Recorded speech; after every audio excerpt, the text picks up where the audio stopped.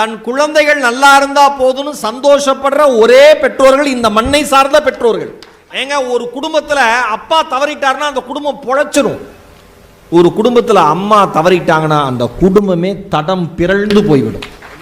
விளையாட்டு கிடையாது, செதஞ்சு போயிடும். அத்தனை பேரையும் கட்டி இழுத்து கொண்டு போறது தாய் தான். குழந்தைகள் முன்பு பேசினால் தவறாகிவிடும் என்கிற காரணத்தால் பெரும்பாலான வீடுகள் ஊமையாக இருக்கிறது, வார்த்தைகள் இருந்தும். வயதான பிறகு தான் காப்பாற்றிய குடும்பத்திடமே, தன்னை வளர்த்த பிள்ளைகளிடமே வயதானவர்கள் உணவிற்காக காத்து நிற்கிற கொடூரம் இந்த சமூகத்தில் தான் நிகழ்ந்து கொண்டிருக்கிறது. நாம நினைக்கலாம், அவனுக்கு என்ன சார் அத்தனை பேர் பணத்தை கொள்ளையடிச்சு நல்லா இருக்கான்னு, வெளியிலிருந்து பார்க்கிற உங்களுக்கு அவன் நல்லா இருக்கிறது மாதிரி தோணும். ஆனால் உங்களை விட 1000 மடங்கு துயரத்தில் அவன் செய்த கர்மாவிற்கு அவன் அனுபவிச்சுக்கிட்டே தான் இருப்பான். இது மாறாத வாழ்க்கையினுடைய தத்துவம். சாவி தொலைஞ்சு போனா மட்டும்தான் பூட்டோட பலம் என்ன நமக்கு தெரியும். பூட்டு பலமாக தோன்றுவது சாவி தொலைந்த பிறகு, இதயம் கனமாக தோன்றுவது நேர்மையை தொலைத்த பிறகு என்பதை புரிந்து கொள்ளுங்கள்.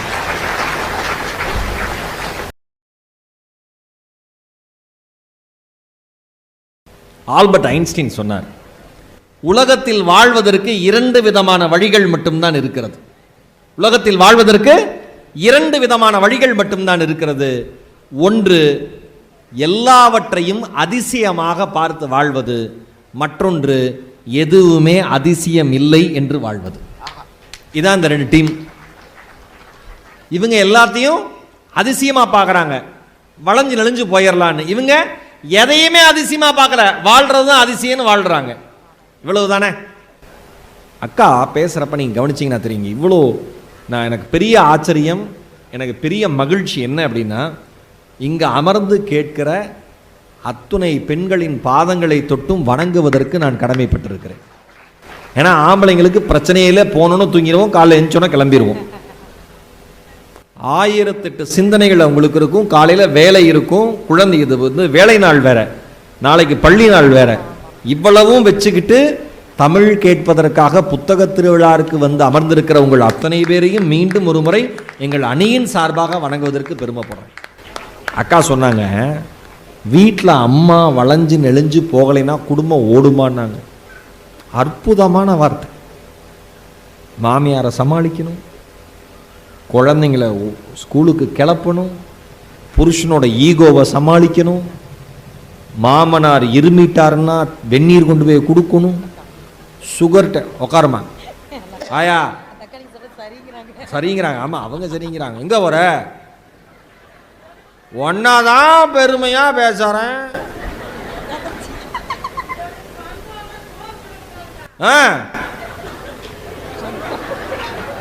விஷமா பாயசத்தை கலந்துட வேண்டியதானா? அம்மா பாருங்க, என் மருமகள்லாம் என்ன சொல்வதெல்லாம் உண்மை மாதிரி ஆயிடுச்சு. பட்டிமன்றம் சொல்லுங்கம்மா, நீங்க என்ன உங்க மருமகளை பத்தி சொல்றீங்க? அதான் இந்த டீம் வேற இருக்கு, 2 சொந்தக்காரனை சேர்த்திடலாம் போல இருக்கு. அவங்க சிரித்தபடியே அவர்கள் வேதனையை பகிர்கிறார்கள்.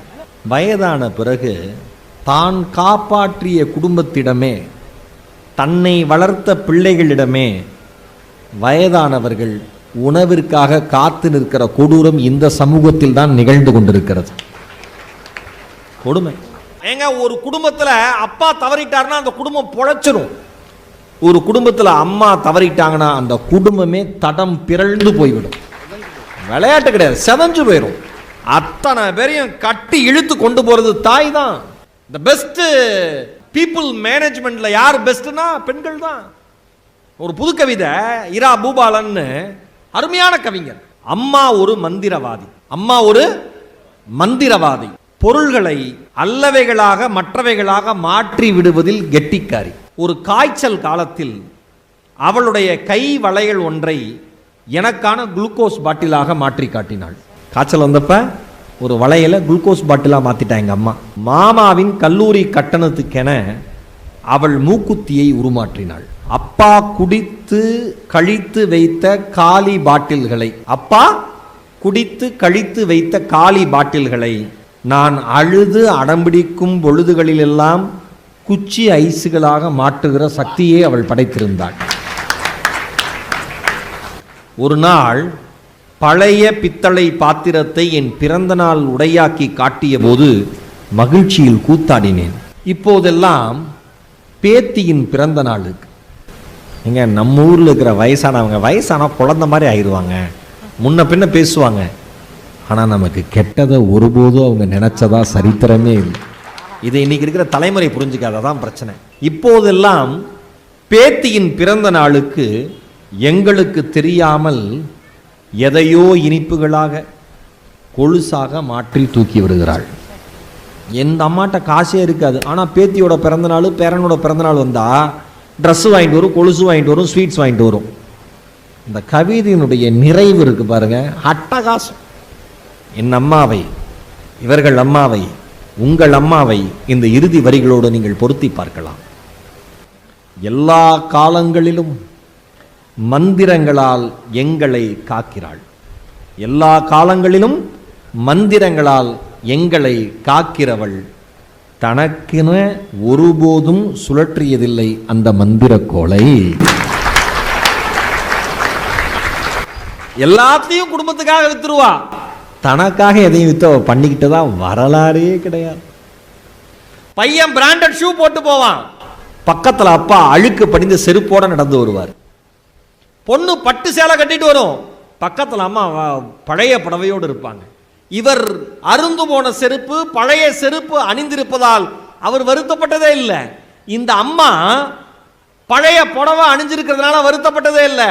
தன் குழந்தைகள் நல்லா இருந்தா போதும்னு சந்தோஷப்படுற ஒரே பெற்றோர்கள் இந்த மண்ணை சார்ந்த பெற்றோர்கள். எதனால முடியுது? அவங்கள வளர்க்கிறப்பையும் வளைஞ்சு நெளிஞ்சு போறாங்க, அவங்க வளர்ந்ததுக்கு அப்புறமும் வளைஞ்சு நெளிஞ்சு இருக்காங்க. வீட்டில் நிறைய பேர் பார்த்துருக்கேன்.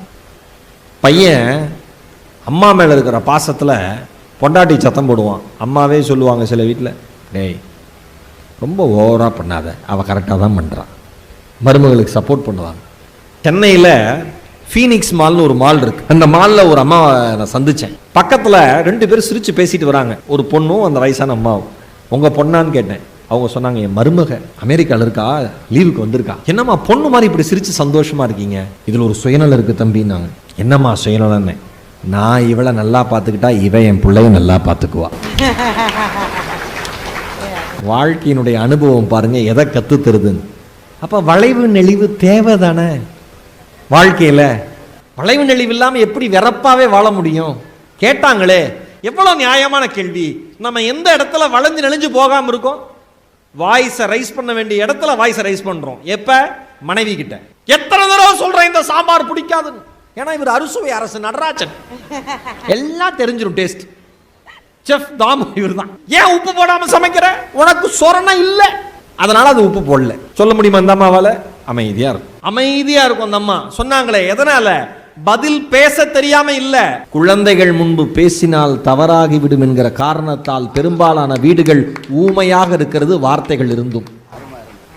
விளையாட்டு கிடையாது. ஒரு ஆபீஸ்ல ஹையர் அபிஷியல் வராரு, குட் மார்னிங் சார். எல்லாம் மனசு வந்தா சொல்றான், வந்துட்டான் வந்துட்டான் வந்துட்டான் வந்துட்டான். ஆபீஸருக்கு தெரியும், ஏன்னா அவரும் அதே குட் மார்னிங் போட்டு தான் மேலே வந்தவர். தெரியாதா? சொல்றோமே. அதனால அவர் கெடுதல் கிடையாது. அக்கா சொன்னாங்களே, வளைந்து கொடுப்பவர்கள் எல்லாம் கெட்டவர்கள் அல்ல. அருமையான வார்த்தை. இவங்க என்ன பண்ணிட்டாங்கன்னா, வளைஞ்சு கொடுக்குற எல்லாத்தையுமே துரோகிகள் மாதிரி காமிச்சிட்டாங்க. அது லஞ்சம் வாங்குறவங்க, தப்பு பண்றவங்க, கொலை பண்றவங்க அவங்க சரி. ஆனா சாதாரண வாழ்க்கையில் வளைந்து கொடுப்பவர்கள் கெட்டவர்களா? தன்னுடைய குடும்பத்திற்கு மகிழ்ச்சிக்காக, தன் அலுவலகத்தில் தன்னுடைய மகிழ்ச்சிக்காக, தன் குழந்தைகளுடைய மகிழ்ச்சிக்காக, தன் நண்பர்கள் மகிழ்ச்சிக்காக கிடையாது. எங்க ஒண்ணு இல்லைங்க, எங்க அக்காவுக்கு கல்யாணம் ஈரோட்டில் நடக்குது. நெய்வேலியில் இருக்காங்க எங்க அக்கா பெரியமா பொண்ணு. அதுல ஒரு சொந்தக்காரன், இதை கவனி, எங்க வீட்டு கல்யாணம் அங்க பேசுவியா நீ? அப்படி ஒன்றும் சீரியஸா பேச மாட்டேன். இன்னொன்று நாகமுத்து பாட்டின்னு அப்படி முக்கியமான கருத்து அந்த வாழ்க்கையில் உனக்கு சொல்லவே சொல்லாது. அக்கா கல்யாணத்துக்கு வரேன், நம்ப மாட்டேங்க பழனி. அதுவே இந்த எப்பயுமே நம்ம ஊர்ல முகூர்த்தம் எல்லாமே அக்னி நட்சத்திர வெயில தான் வந்து தொலையும். கரெக்டா? மே மாசம் அக்கா கல்யாணம் நடக்குது. அந்த சைடு எங்க அக்கா வீட்டுக்காரர் மாமா வீட்டு சைட்லேருந்து ஒரு ஆள் சொல்றான், ஜூஸை கொண்டு போய் கொடுக்குறோம், வெயிலா இருக்கேன்னு. ஐஸ் இல்லாம ஜூஸ் குடிக்க மாட்டேங்கிறான். இப்போ எங்க அக்கா பொண்ணு வளர்ந்து காலேஜ் முடிச்சு அது வேலைக்கு போகுது. ஆனா இன்னும் அந்த ஆளை தேடிக்கிட்டு இருக்கேன். அவனை ஐஸ் பெட்டியில் வைக்காம விட மாட்டேன் நான். புரிஞ்சிருக்கும்னு நினைக்கிறேன். சாதிக்கிறாங்க, கத்தறாரு கண்ணா பின்னான்னு. இவ்வளோ வெயில்ல ஒரு ஜூஸ் கூட ஐஸ் போட்டு தர மாட்டீங்களா? அப்போல்லாம் நான் அப்போதான் காலேஜ் சேர்ந்துருந்தேன். இள ரத்தம்ல அப்படியே செவ அடிச்சிடலாமங்கிற அளவு கோவம். பக்கத்தில் உள்ள சித்தப்பா இருந்தார், பாலாஜி, எங்கள் அம்மாவோட தங்கச்சி கணவர். கையை பிடிச்சி 10 நிமிஷத்தில் வர சார், ஏறா டிவிஎஸ் 50லன்னாரு. அவர் வண்டியில் ஏறினேன். ஈரோடு ரயில்வே ஸ்டேஷன் பக்கத்தில் அந்த ஐஸ் ஃபேக்ட்ரி இருக்குது, வாங்குறதுக்காக போகிறோம். ஓட்டிகிட்டு போகிறேன். எங்கள் சித்தப்பா சொல்கிறாரு, கோவப்படாத, உன்னுடைய கோபம் ஒரு நல்ல விஷயத்தை கெடுக்கிற அளவுக்கு கூட கெட்டதாக மாறும். உன் கோபம் நியாயமானது, உன் கோபம் நியாயமானது. ஆனால் இந்த இடத்துல கோபத்தை வெளிப்படுத்துறது நியாயமானது அல்ல. புரியுதா? கோபம் நியாயமானது, இந்த இடத்துல நீ கோவப்படுறது நியாயமானது இல்லை. ஐஸ் கட்டி வாங்கிட்டு வரோம், போடுறோம், ஜூஸை அப்படியே பார்க்குறேன், இதை குடிச்சோன்னு நீ போயிடணும்டா. உண்மையிலே அப்படி தான் கொடுத்தேன், வேண்டிக்கிட்டு. குடிச்சோன்னு தொண்டை கட்டிக்கணும், இழுத்துக்கணும், அவ்வளோ ஆத்திரம் எனக்கு. சித்தப்பாவா என்ன, சித்தப்பா என்ன சொல்கிறாரு, உன் கோபம் அடங்கணும்னா நீயே போய் அந்த ஜூஸை கொடு, நீ கண்ட்ரோலாக இரு. தன்னை அடக்காதவன் வாழ்க்கையில் முன்னேறினதா சரித்திரம் கிடையாது. உன்னை அடக்க பழகு, உலகம் உனக்கு கீழ் அடங்கும். உன்னை அடக்க பழகு, உலகம் உன்னில் அடங்கும். போ குடு சொல்றாரு. அந்த அர்த்தம் அதுதான். படிக்க படிக்க பின்னாடி தானே தெரியுது. கொண்டே கொடுத்துட்டு வரேன். எல்லாம் சந்தோஷமா, அக்கா இப்போ சந்தோஷமா இருக்காங்க. நான் யோசிச்சு பார்க்குறேன், அந்த இடத்துல வளைஞ்சு நெளிஞ்சு கொடுக்காம நான் கோவப்பட்டிருந்தேன்னா கல்யாணம் நடந்திருக்கும். ஆனால் பெரிய பிரளயத்துக்கு நடுவில் தானே நடந்திருக்கும். அவ்வளோ பெரிய சலசலப்பு வந்திருக்கும்ல. ஒருவனுடைய பால் பொங்கி வருதுங்க. பால் ஏன் பொங்கி வருது? கீழே சூடு, சப தப்ப தப்ப தப்ப தப்ப தப்ப தப்பன்னு பொங்குது, மேலே வருது பிசு பிசு பிசு பிசுன்னு. கோபம் தான் நெருப்பு, பால் தான் மனசு. மனசை கோபத்து மேலே வைக்கிறப்ப மனசு தன்னறியாம வார்த்தைகள்ல பொங்குது. ஓகேவா? அப்ப எது அதை சாந்தப்படுத்தும்னா அனுபவம்ங்கிற உண்மையை அதை சாந்தப்படுத்தும். எது? தண்ணி எடுத்து தெளிச்சு விட்டா அமைதியாயிரும். இவ்வளவுதானே வாழ்க்கை. சிம்பிள். குக்கர் விசில் வரலன்னு எங்கள் அம்மாட்ட எப்பயாவது கிச்சனுக்கு வந்தால் இப்படி தான் இருந்துச்சு. ஏமான்னேன், அது விசில் வராது, நாம தான் வர வைக்கணுங்குது. இப்படி ஒரு பெண்கள் உலகத்தில் தமிழ்நாட்டில் தான் இருப்பாங்க எனக்கு தெரிஞ்சு. அக்கா சிரிக்கிறான், குமார் சாரோட மிஸ்ஸஸ். உண்மை, விசில வர வைக்கணுமா? ஆமாம். இப்படியான்னு பெரிய புத்திசாலி. அப்படி இல்லைடா அப்படின்னு இடுக்கி எடுத்துச்சு, தட்டுச்சு, அப்புறம் அதுவே ஒரு நிமிஷம் விட்டுதுமா, மறுபடியும் தட்டுது. அதான் 4 தடவை தூக்கி விட்டது, விசில் நிப்பாட்டிட்டு சோறு வந்துருச்சுன்னுச்சு. ஏமா புது குக்கர் கேட்க வேண்டியதானம்மா அப்பாட்ட, இதை வச்சுட்டு ஏன் ஓரி ஆடுறேன்னு எங்கள் அம்மா சொல்லுச்சு. அவர் விசில் அடிக்கிறதுக்கானுச்சு. குக்கர் கத்தலைன்னு அவர் கத்துறதுக்கா? அதெல்லாம் வேண்டாம். இது எவ்வளோ நாள் உழைக்கும்னு எனக்கு தெரியும், அது வரைக்கும் அட்ஜஸ்ட் பண்ணி போவோம். அவரும் கஷ்டப்படுறாருல பாவம். இவ்வளோதான். இப்போ மனுஷ வாழ்க்கையோட மகிழ்ச்சி, சராசரி வாழ்க்கையோட மகிழ்ச்சி எதில் இருக்கு? வளைந்து கொடுப்பதில் மட்டும்தான் இருக்கிறது என சொல்லி, வளைந்து கொடுப்பது தான் இந்த வாழ்க்கையினுடைய அழகு என சொல்லி விட்டுட்டா இவங்க என்ன செய்வாங்க? என்ன, அது என் ஃபோன் வழக்கம் போல் பிட் பேக்கெட் அடிக்கிற மாதிரி அடிச்சுட்டேன். இவங்க என்ன நினைப்பாங்க? என்னடா இதுவாடா வாழ்க்கை அப்படின்னு இவங்க நினைக்க மாட்டாங்க. சொன்னது எல்லாம் நியாயம்தான். ஆனால் நேர்மையாக இருக்கிறது என்ன பெரிய மகிழ்ச்சினா, ஆபிரகாம் லிங்கன் சொன்னார், நாம் ஒருவருக்கு ஒருவர் ₹1 கொடுத்தால், என்கிட்ட இருக்கிற ₹1 பழனியன் என்கிட்ட கொடுக்குறேன், பழனியன் இருக்கிற ₹1 எனக்கு கொடுக்குறாரு. நாம் ஒருவருக்கு ஒருவர் நம்மிடம் இருக்கிற ₹1 பகிர்ந்து கொண்டால் இருவரிடமும் ₹1 தான் இருக்கும். கரெக்டா? ஆனால் நாம் ஒருவருக்கு ஒருவர் நம்மிடம் இருக்கிற நல்ல எண்ணங்களை பகிர்ந்து கொண்டால் 2 பேரிடமும் 2 நல்ல எண்ணங்கள் இருக்கும் என்று சொன்னார் ஆபிரகாம் லிங்கன். என்ன அழகான வார்த்தை. இப்ப நேர்மையாளர்கள் நேர்மையா நிக்கிறதுல நிமிர்ந்து நிக்கிறவன்றது என்ன கத்துக்கணும்னா, எப்படி வளைந்து கொடுக்கிற சூழலும் கூட அவர்கள் தன்னை கட்டுப்படுத்திக் கொண்டு நேர்மையாக இருக்கிறார்கள் என்பதுதான் நம்ம பார்க்கணும். கரெக்டா? எங்க அப்பாவை நான் பெருமையா சொல்லுவேன். சந்திரசேகரன் ஈரோடு பஞ்சாயத்து போர்டு ஆபீஸ்ல லோக்கல் ஃபண்ட் ஆடிட்டரா வேலை பார்த்தாரு. இன்னைக்கும் அவருடைய பெயர் ஒயிட் மாஸ்டர், கரைபடியாத கரத்திற்கு சொந்தக்காரர் என் தந்தை என்று சொல்வதில் எனக்கு பெருமை. ஒருவேளை நான் வாழ்க்கையில் தோற்கிற காலகட்டத்தில் எல்லாம் என் தந்தை சொல்லிய சொல்லை மீறியதால் மட்டும்தான் தோற்றிருக்கனே தவிர அவர் சொல்ல காப்பாத்திருந்தேன்னா நான் எங்கேயுமே விழுந்திருக்க மாட்டேன். நான் அப்படிதான் நினைப்பேன். அந்த நேர்மைக்குன்னு ஒரு அடையாளம் இருக்குல்ல. தஞ்சாவூர் இப்ப இதே எங்க அப்பா லஞ்சம் வாங்கியிருந்தாரு, நான் வந்து எப்படி சொல்ல முடியும்? எனக்கு தெரியும்ல, நம்மளுக்கு தெரியல. உலகத்துல மிகச்சிறந்த நம்மை நாமே அடையாளம் காட்டுகிற கருவி எது தெரியுமானே? எது சொல்லுங்க? மனசாட்சியா? வேற? நேர்மை, அருமை வேற? யார் சொல்? குட்டி பையன் சொன்னானே கண்ணாடி, யாரு? எந்தரா தம்பி? ஒரு பலத்த கைத்தல் கொடுங்க அந்த குழந்தை. இந்த பக்கமும் ஒருத்தர் சொன்னார் கண்ணாடி. உட்காருத்தாங்க. உன் பேர் என்ன? மாதேஷ். அதான் இந்த இஷ்ல முடியறவங்க அறிவா இருப்பாங்க. மகேஷ். மாதேஷ்க்கு வாழ்த்து தெரிவிக்கிறேன். கண்ணாடி ஏன்? யார் முன்னாடி வேணாலும் நீங்க எப்படி வேணா உங்களை காமிச்சுக்கலாம். கண்ணாடியில் தான் நம்ம முகரை, நம்ம லட்சணம், நம்ம மனசு, நம்ம அழுக்கு நமக்கு தெரியும். வாழும் கடவுளேன்னு வெளியில பாராட்டுவான். கண்ணாடி பார்க்கறப்ப நீலாம் கடவுளாடா நமக்கு அனுபவிச்சு சிரிக்கிறார். நீலாம் கடவுளாடா என்னடா நமக்கு தெரியும், நம்ம மனசாட்சிக்கு தெரியும். சார், வாழ்க்கை அடுத்தவர்கள் பாராட்டுவதற்காக நேர்மையாக வாழக்கூடாது. வாழ்தலில் நேர்மை இருக்க வேண்டும் என்பதற்காகவே நேர்மையாக வாழ வேண்டும். நேர்மையா இருந்தா அப்படி என்ன சாதிக்க போறீங்க? நிறைய பேர் கேட்கறான். நான் சொல்றேன், நேர்மையா இருக்கிறதே சாதனை தான். நேர்மையா இருக்கிறதே சாதனை தான். பல பேர் கஷ்டப்பட்டு நாம சேர்த்த பணத்தை கொண்டு போயிடுறானே, ஒருத்தனாவது நல்லா இருக்கானா சொல்லுங்க. நாம நினைக்கலாம் அவனுக்கு என்ன சார் அத்தனை பேர் பணத்தை கொள்ளையடிச்சுட்டு நல்லா இருக்கான்னு. வெளியிலிருந்து பார்க்கிற உங்களுக்கு அவன் நல்லா இருக்கிறது மாதிரி தோணும். ஆனால் உங்களை விட 1000 மடங்கு துயரத்தில் அவன் செய்த கர்மாவிற்கு அவன் அனுபவிச்சுக்கிட்டே தான் இருப்பான். இது மாறாத வாழ்க்கையினுடைய தத்துவம். சார், ஒண்ணுமே இல்லை, சிம்பிளா ஒன்று சொல்றேன் சார். மிகப்பெரிய பூட்டு என்ன ராகவ மகேசனே, ஒரு 10 கிலோ பூட்டு. சாவி கையில் இருக்கிற வரைக்கும் அந்த பூட்டோட எடை 10 கிலோ நமக்கு தெரியுமா? தெரியுமாக்கா? நாகமுத்து பாண்டியன் தெரியுமா? சங்கீதா? சாவி கையில் வரைக்கும் அந்த பூட்டோட எடை, பூட்டோட பலம் நமக்கு தெரியாது. சாவி தொலைஞ்சு போனாதான் பூட்டோட பலம் நமக்கு தெரியும். கரெக்டா தானே டெப்டி கலெக்டர் சார்? கரெக்டா? சாவி தொலைஞ்சு போனா மட்டும்தான் பூட்டோட பலம் என்ன நமக்கு தெரியும். பூட்டு பலமாக தோன்றுவது சாவி தொலைந்த பிறகு, இதயம் கனமாக தோன்றுவது நேர்மையை தொலைத்த பிறகு என்பதை புரிந்து கொள்ளுங்கள்.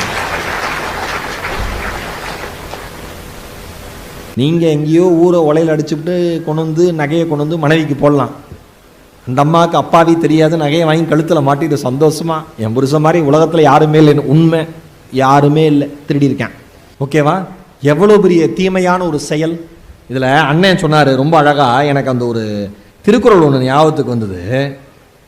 மிக அற்புதமான ஒரு திருக்குறள். கேடும் பெருக்கமும் இல் அல்ல, நெஞ்சத்துக்கு கோடாமை சான்றோருக்கு அணி. தம்பி, வள்ளுவர் சொல்றாரு, எது உனக்கு அணி, எது உனக்கு அழகு? காசுக்கும் பொருளுக்கும் லாப நட்டத்துக்கும் எவன் ஒருத்தன் தன்னுடைய நியாயத்தை விலை பேசாமல் இருக்கிறானோ அவன்தான் இந்த வாழ்க்கையில் அழகானவன் சொன்னது நம்ம வள்ளுவர். இதை விட ஒரு தெரிஞ்சே ஒரு பொருளை தவற, ஒரு மோசமான பொருளை, தரம் தாழ்ந்த பொருளை தெரிஞ்சே அதிகமாக விற்கிறது, மொழி தெரியாதவன்ட்டு அதிகமாக காசு வாங்கிறது, எல்லாமே தவறுதான். வாழ்க்கையில எல்லாமே நேர்மையற்ற செயல் தான். மிக அழகா சொன்னாங்களே சார். ஒன்னே ஒன்று சொல்றேன், நேர்மைக்கு சோதனைகள் அதிகம், நேர்மைக்கு சோதனைகள் அதிகம். ஆனால் சாதனைகளின் உலைக்களம் அதுதான் என்று சொன்னார் அறிஞர் ஹியூகான். அதான் சாதனைக்கான உலைக்களமே. உடை உடுத்துவதில் கூட கவனக்குறைவாக இருக்கலாம். இங்க இருக்கிற எல்லாரும் கேட்டுக்கோங்க. நம்ம உடம்பு தெரியுற மாதிரி உடை உடுத்து சில சமயம் கவனக்குறைவா உடை உடுத்திடுறோம், ட்ரெஸ் போட்டுடுறோம். உடை உடுத்துவதில் கூட கவனக்குறைவாக இருக்கலாம். ஆனால் நேர்மையை கடைபிடிப்பதில் கவனக்குறைவாக இருக்கவே கூடாது என்று சொன்னார் மார்க் ட்வைன் என்கிற அறிஞர். எனக்கு ரொம்ப பிடிச்ச ஒரு எழுத்தாளர். அவர் சொன்ன அண்ணன் சொன்ன சிறுகதைக்கும் கதைக்கும் நான் இப்போ சொல்ல போகிறதுக்கும் நெருங்கிய தொடர்பு. உள்ளே போய் பாருங்க.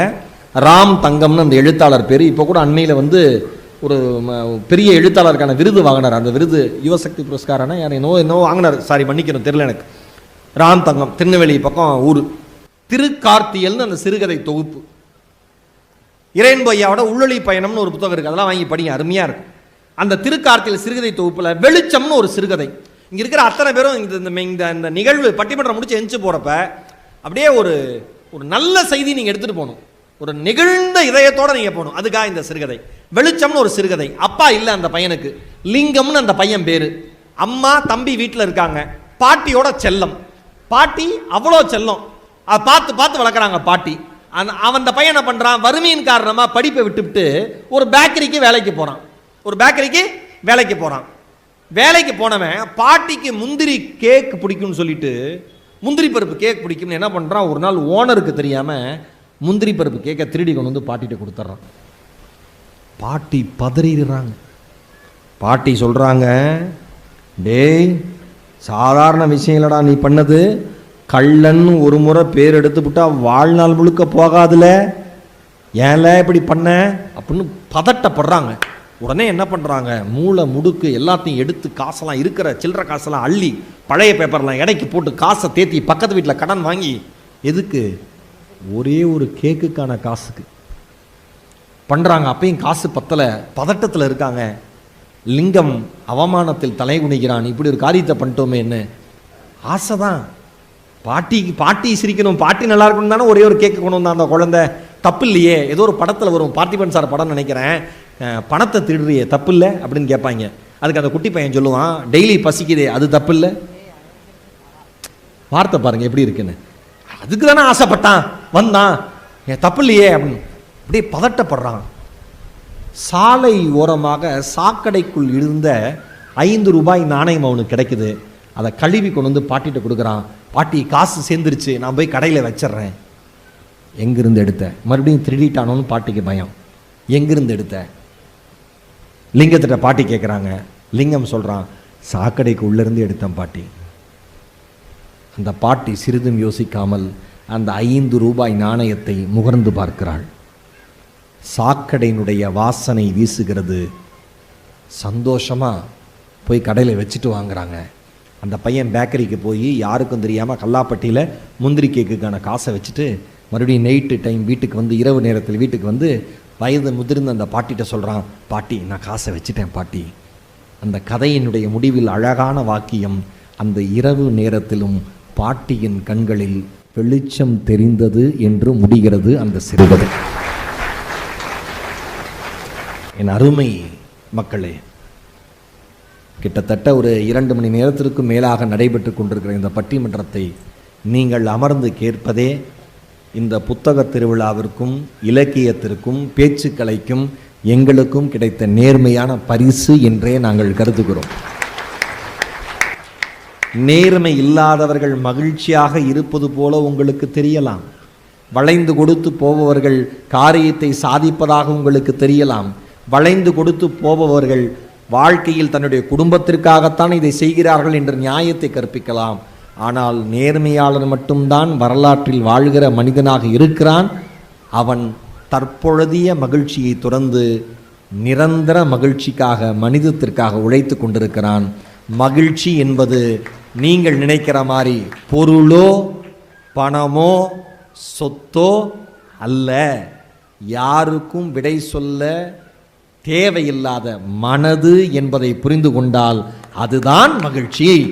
மகிழ்ச்சியான வாழ்க்கை என்பது நிமிர்ந்து நிற்பதே என்பதை என்னுடைய இறுதி தீர்ப்பாக சொல்லி, நல்ல தமிழை இத்தனை மணி நேரம் அமர்ந்து கேட்ட அத்துணை அன்பு உள்ளங்களுக்கும் எங்கள் குழுவினர் சார்பாக இதயம் நிறைந்த அன்பையும் நன்றியையும் சொல்லி, இந்த தஞ்சை மாவட்ட நிர்வாகத்தை சார்ந்த மாவட்ட ஆட்சியர் உள்ளிட்ட அத்துணை அன்பு உள்ளங்களுக்கும், எங்களை இனிமையாக வரவேற்ற டெபுட்டி கலெக்டர் அவர்களுக்கும், இந்த நிகழ்விற்கு நாங்கள் குழுவினரோடு வந்தே தீர வேண்டும் என்று ஆசைப்பட்ட பபாசியை சார்ந்த அன்பு அண்ணன் முத்துக்குமார் அவர்களுக்கும், முருகன் அவர்களுக்கும், இந்த நிகழ்ச்சியை இவ்வளவு நேரம் இருந்து கேட்ட மரியாதைக்குரிய குமார் சார் அவர்களுக்கும், அன்பு அண்ணன் மகாராஜா ரஃபி அவர்களுக்கும், முகமது ரஃபி அவர்களுக்கும், அத்தனை அன்பு உள்ளங்களுக்கும் குடும்பத்திற்கும் என் இதயம் நிறைந்த நன்றிகளை சொல்லி, மீண்டும் தமிழ் அழைக்கிற பொழுது உங்களை சந்திக்கிறோம், சிந்திக்க வைக்கிறோம். வாய்ப்பிற்கு இதயம் நிறைந்த நன்றி. வணக்கம்.